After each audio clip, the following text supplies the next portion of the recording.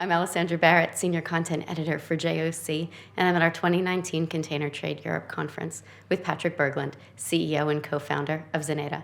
Great to have you here. Hey, thanks. Pleasure being here.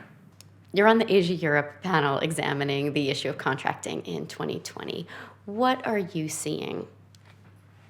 Well, I think, in general, I think it's a lot of same old, to be honest. But the small shift that we sort of see within our business is there's a growing appetite on both the supplier and buyer side. So within carriers, forwarders, and shippers, BCOs, there's a bigger appetite now to relook at the way they're buying and selling, how they historically have settled their contracts.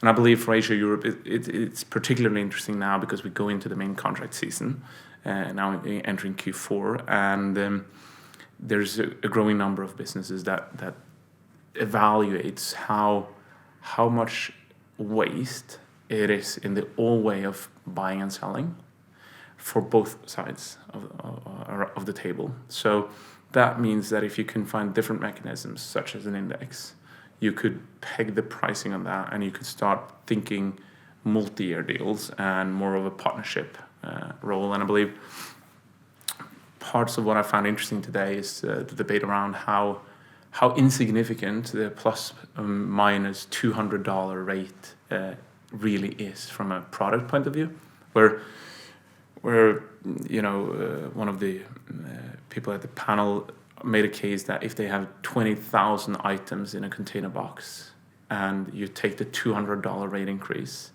and you split down on 20,000 items, the consumer will never ever even face a price increase.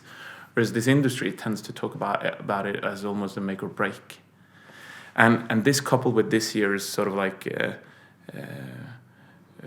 big event of IMO 2020 coming into play is perfect, because the industry is focusing on an increased cost base, whereas we're literally like making a huge step towards a more environmentally friendly setup, and it's not marketed at all, which I find it weird that we don't have marketing people who's so savvy that they could hammer this messaging in and as something that don't influence the end consumer at all, potentially, right? So I see it sort of like a lost opportunity here, but the main focus of the panel was not necessarily that, but I find that an interesting and peculiar point from that session. But definitely a growing appetite to relook at how traditionally buying and selling has been done. Are there other areas that you see potential for sort of upending how we've done things? Well, yeah, I think in general, I think people are more tech savvy now than they were 5 and 10 years ago, because we just look at the development we had in our private lives. And alongside that change, you also have a younger generation coming into decision-making positions, which is also pushing this shift. So I believe those actually are some of the key elements, because at the end of the day, it's people, right? And people that needs to change behavior.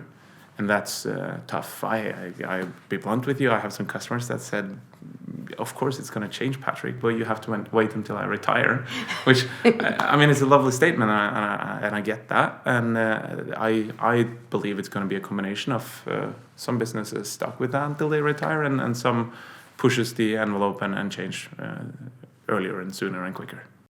What are you most excited about as far as where data can take us? Oh, wow, that's a really good question. You see, like, we've decided from our business point of view to focus in a very small niche, right?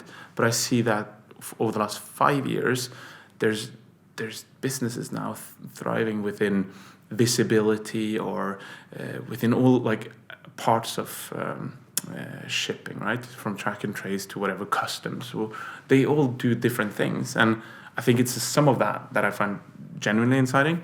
But I'm on our journey on that small niche, and I genuinely enjoy that. I believe that there will be like this is how it was done before, and this is how the modern way does it, right?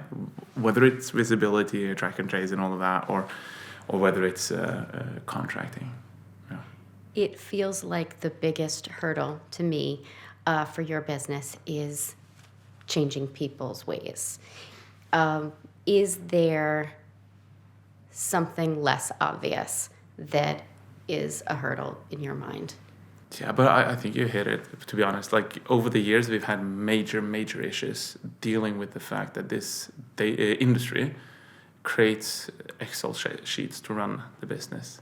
Like, humans, thousands of humans that does their own mistakes and their own whatever price matrices and all you have, which is very difficult to consume for a computer without humans cleaning, cleansing, validating, and normalizing it and putting it in, right? So I thought that sort of would never scale for a period of time. I remember we had about a couple of 100,000 prices only that we struggle with as a business to put in.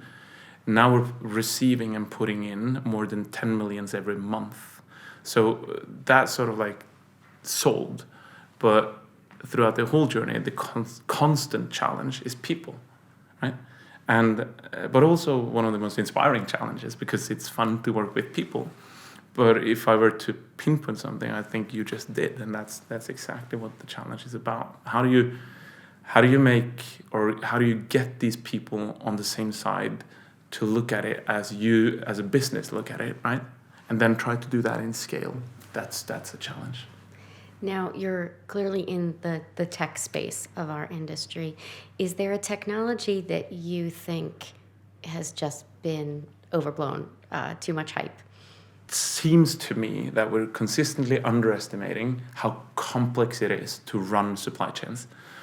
And there's been a huge hype over the last at least 5 years of almost like saying that the legacy or the old timers of the industry on the supply side is inefficient and don't know what they're doing. And I believe that notion just don't flies with me. And it's simplified to an extent where it's completely wrong. And my sort of main example of that is that if you move product from end to end, which is like the life cycle of a product, there's an average 16 stakeholders, businesses involved to make it from, let's say, inland China to inland Germany. And the coordination of that from just one business perspective, where, let's say, a huge, one of our clients that has, let's say, 2,000 different trade routes. So if you take 2,000 multiplied with 16 businesses, I'm exaggerating a bit, right? But then you see sort of the proportions of coordination to make all of this tick, and that's just one business, right? So the complexity is immense, and I believe that is greatly it's not acknowledged as the beautiful thing that they do, these old legacy businesses on the supply side, right? Whether it's carriers or forwarders, that job is done well today, and there's none of them that has any illusions that they would like to do it far more efficient, right? But this complexity is immense, and it's not something that tech can just come in and magically make all automated or anything like that. Great. Well, thanks for sitting down and speaking with me today. Thanks for having me. I've been speaking with Patrick Berglund, CEO and co-founder of Xeneta.